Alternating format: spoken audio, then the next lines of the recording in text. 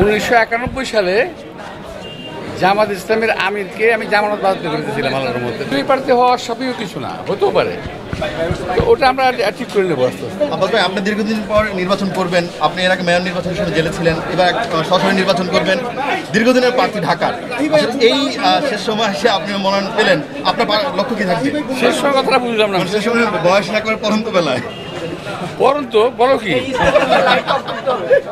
আমি তো এখন ভাবি না, এটা ইটস এ কাউন্ট অনলি।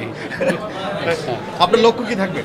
আপনার আসনে বলা হচ্ছে জামাত খুব শক্তিশালী, বলা হচ্ছে এর আগে অনেক প্রার্থী এখানে নির্বাচন করার জন্য লড়াই করছে। শোনো, 1991 সালে জামাত ইসলামের আমিরকে আমি জামানত বাজেয়াপ্ত করেছিলাম আল্লাহর মধ্যে। আল্লাহর মধ্যে প্রার্থী তো অফকোর্স শক্তিশালী, নিঃসন্দেহে। আর তবে এটা হলো একটা দেশের জন্য, দেশের জামাত না বিএনপির বড় কথা না, বিষয় হলো দেশটাকে আমরা কোন দিকে নিয়ে যাচ্ছি। এর আগে তো নির্বাচনে ফাউল খেলা অনেক হয়েছে, এই খেলায় ফাউল হবে কিনা? এই নির্বাচনে ফাউল হচ্ছে, এখনো হচ্ছে। এখন একটা প্রেস ব্রিফিং দেখে আসলাম, ফাউল প্রেস ব্রিফিং এখন দেখে আসলাম।